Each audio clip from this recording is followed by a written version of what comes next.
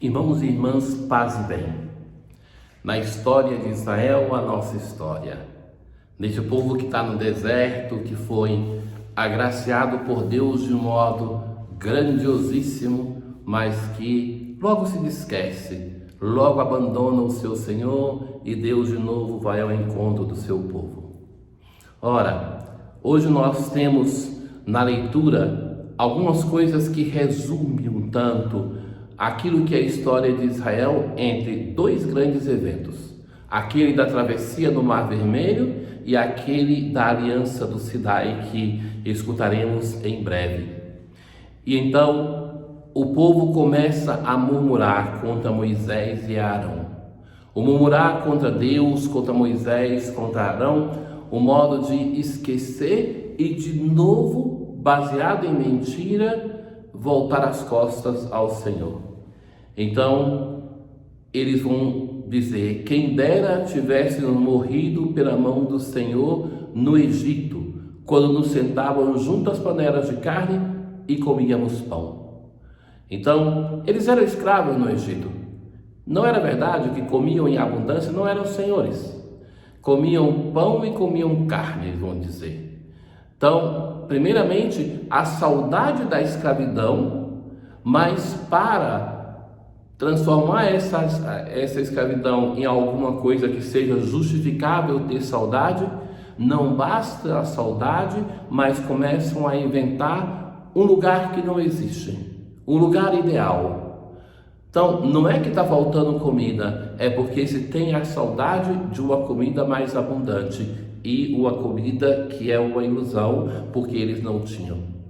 Então, essa blasfêmia, que indiretamente nesse momento é contra Deus também, é baseada não somente na vontade de romper com Deus com base em uma verdade, mas sim em um sonho, em uma quimera, em uma mentira. E mesmo assim, Deus veio em socorro do seu povo.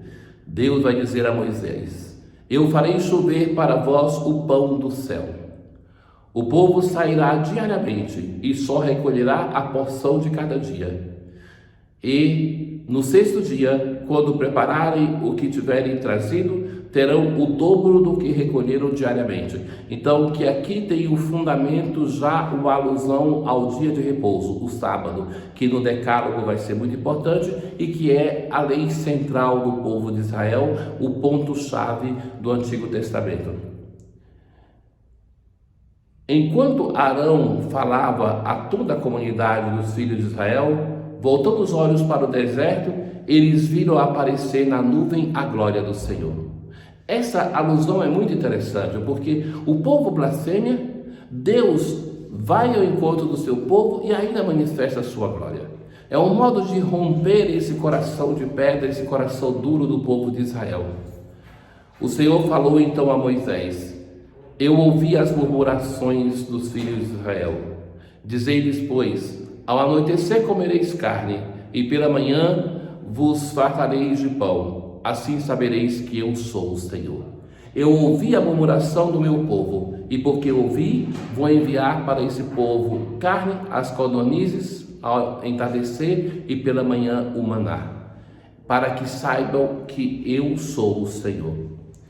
Então, quando pela manhã caía o pão, o povo de Israel se perguntava: o que é isso? A palavra maná vem disso, porque não sabia o que era. Moisés respondeu-lhes: isto é o pão que o Senhor vos deu como alimento. Cada vez que estamos diante da misericórdia de Deus, diante de um feito do Senhor, nós como povo de Israel podemos fazer a mesma pergunta: o que é isso? A dificuldade de reconhecer tanta bondade, tanto amor diante de alguém que pelo seu povo foi tratado com indiferença, com injustiça, com mentira. Então, na verdade, o pecado ele se fundamenta na mentira, porque se fosse fundamentado na verdade, seria difícil abandonar a Deus.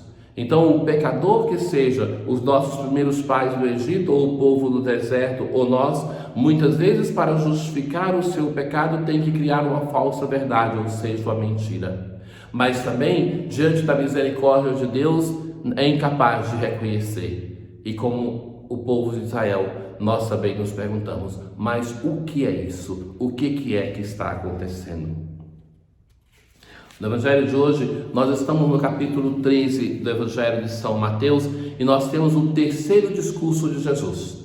Depois de dois discursos que nós já percorremos do Evangelho de Mateus, que são 5, este é o terceiro, e é um discurso que dentro dele nós temos 7 parábolas que se alternam com a formação para os discípulos. Hoje nós temos a introdução a esse terceiro discurso de parábolas, sobretudo, e vai se dizer que Jesus saiu de casa e foi sentar-se nas margens do mar da Galileia. Uma grande multidão o seguia. Jesus se senta em uma barca e a multidão está em pé ao seu redor. E Jesus conta aquela parábola que está presente em todos os evangelhos sinóticos. De um evangelho para o outro, essas parábolas se mudam. Alguns contam 40 parábolas no total. Alguns que estão em todos os evangelhos, alguns que estão em uma, alguns se repetem sobretudo do sinótico, mas estão em 2 e não estão em 3, então que o total seria em torno disso. Então essa é a parábola do semeador, muito conhecida, muito representada, fácil de memorizar, porque a parábola é feita para isso, para nos ensinar uma questão chave a partir de uma história simples. O protagonista verdadeiro dessa parábola é a semente. O semeador, ele aparece só no início e depois dá lugar à semente. Seria mais justo chamar a parábola da semente. E mesmo na explicação depois que vamos ouvir na liturgia de amanhã, Jesus se concentra sobre a semente. Mas então, nós temos esse semeador que é um semeador displicente. Porque pensa que só 1/4 das sementes é que cai no lugar justo. O restante é tudo lugar que é pouco provável de germinar, de produzir fruto. Mas mesmo assim, esse semeador sai. O semeador saiu a semear. Enquanto semeava, uma parte das sementes caiu no caminho. Então, essa semente se cai no caminho, já que o caminho é muito pisado, então a semente não penetra, então facilmente os pássaros do céu de longe podem ver essa semente, vem e come. Uma outra parte caiu no terreno pedregoso. O terreno pedregoso, ele tem uma pouca terra mais boa, uma terra mais úmida, uma terra que é protegida pelas próprias pedras, então ali facilmente encontra as condições para germinar. Porém, as sementes não tinham onde lançar raízes, porque a terra não era profunda.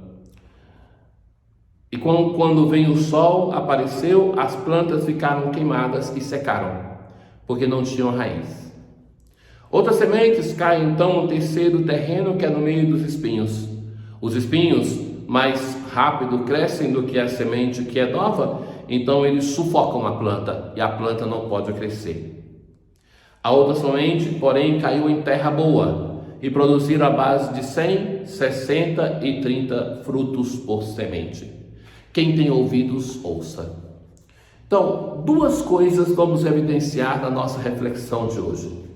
Primeiramente que é a diferença de terreno para a semente, que é sempre a mesma, que vai produzir a diferença do germinar ou não germinar, na quantidade de fruto mais ou menos.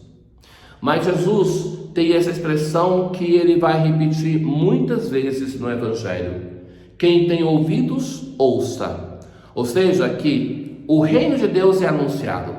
Objetivamente, o Filho de Deus vem nos anunciar esse reino, mas depende do modo como nós acolhemos esta semente do reino, do modo como nós ouvimos. A fé vem pela escuta, é a palavra de Deus que é viva e eficaz, sempre a mesma palavra. E essa palavra vai ser acolhida por cada um de nós de um modo diferente. E aqui que está a diferença, na escuta que nós fazemos dessa palavra. Quando Jesus for explicar aos discípulos, vai ser ainda mais preciso. Tenham um bom dia. O Senhor esteja convosco, Ele está no meio de nós. Abençoe-vos o Deus Todo-Poderoso, o Pai, o Filho e o Espírito Santo. Paz.